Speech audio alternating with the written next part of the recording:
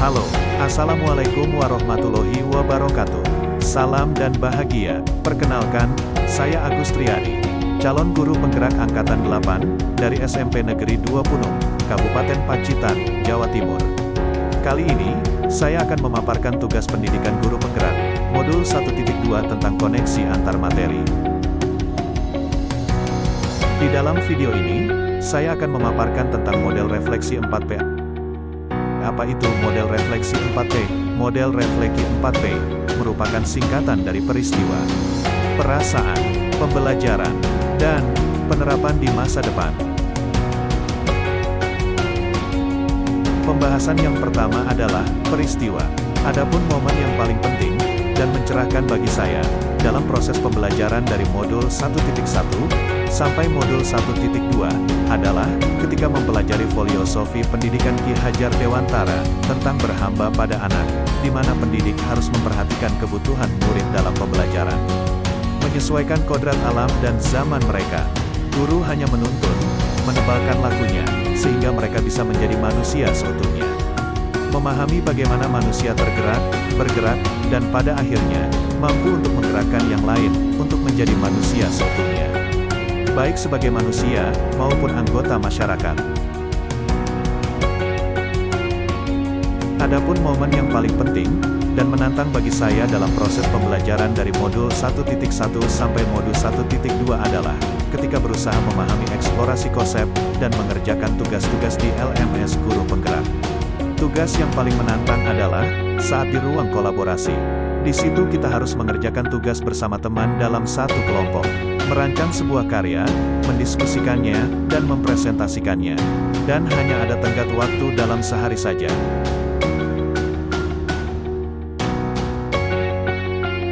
Kaitan antara modul 1.1 sampai modul 1.2 yang saya pahami adalah, tujuan pendidikan itu harus berhamba pada anak. Menuntun segala kodrat yang ada pada anak, agar dapat mencapai keselamatan dan kebahagiaan setinggi-tingginya, baik sebagai manusia ataupun sebagai anggota masyarakat. Dalam proses menuntun, dibutuhkan peran pendidik yang memiliki nilai mandiri, inovatif, kolaboratif, reflektif, dan berpihak pada murid. Ibarat bertani, pendidik hanya merawat untuk menumbuh kembangkan benih-benih potensinya siswa agar dapat tumbuh dengan maksimal.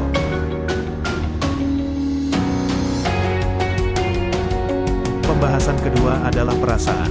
Saat momen itu terjadi, saya merasa bagaikan seorang yang penasaran, yaitu adanya sebuah pembelajaran yang sangat luar biasa, dan sangat luas.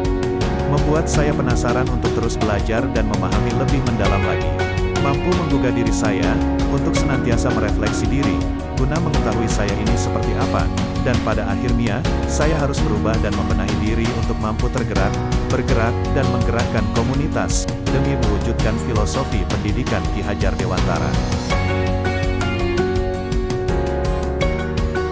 Adapun model refleksi 4P yang ketiga adalah, pembelajaran. Sebelum momen itu terjadi, saya berpikir bahwa, belajar berarti menghafal dan menguasai materi. Siswa yang baik adalah mereka yang duduk manis, diam, mendengarkan, dan mengerjakan tugas, serta mendapatkan hasil yang maksimal. Saya adalah seorang guru, yang berhak menentukan semua kegiatan dan pembelajaran di kelas. Siswa hanya mengikuti apa yang sudah saya rencanakan. Dan saya tidak pernah mencoba berkolaborasi dengan rekan sejawat terkait proses pembelajaran di kelas. Nah, sekarang, setelah mengalami momen pembelajaran ini, saya berpikir bahwa siswa adalah partner. Tugas guru adalah menuntun, melibatkan siswa dalam proses perencanaan pembelajaran, proses kegiatan pembelajaran, hingga menciptakan sebuah karya yang luar biasa. Belajar berarti ada sebuah perubahan. Dari ketidaktahuan sampai menjadi tahu akan sesuatu. Tidak hanya sekedar menghafal materi, tetapi ada banyak kecakapan hidup yang akan menjadi pengalaman bermakna bagi siswa. Kolaborasi itu penting, untuk memunculkan gagasan ide baru, segar, dan inovatif. Pembahasan yang terakhir adalah, penerapan yang akan dilakukan di masa depan. Untuk merencanakan kegiatan penerapan ini, saya membuat sebuah aksi yang disebut sebagai Diladimar. Apa itu Diladimar? Di singkatan dari kelas yang berdiferensiasi. Sebagai wujud dari nilai guru penggerak, yaitu berpihak pada murid. LA, singkatan dari pelatihan. Sebagai wujud dari nilai guru penggerak, yaitu mandiri. Senantiasa mengikuti pendidikan dan pelatihan, guna memperkaya pengetahuan dan keterampilan diri. D, singkatan dimulai dari diri. Sebagai wujud dari nilai refleksi. MA, artinya kerjasama. Sebagai wujud nilai kolaborasi. Dan yang terakhir adalah huruf R, DIMAR, yang merupakan singkatan dari sebuah karya, yang menunjukkan bahwa seorang guru penggerak harus tergerak, bergerak, dan menggerakkan, serta mampu berkarya sebagai wujud dari nilai guru penggerak, yaitu inovasi. Bagaimana menerapkan aksi Dila Dimar dalam pembelajaran? Yang pertama, seorang guru harus bisa mengapresiasi keistimewaan setiap siswa.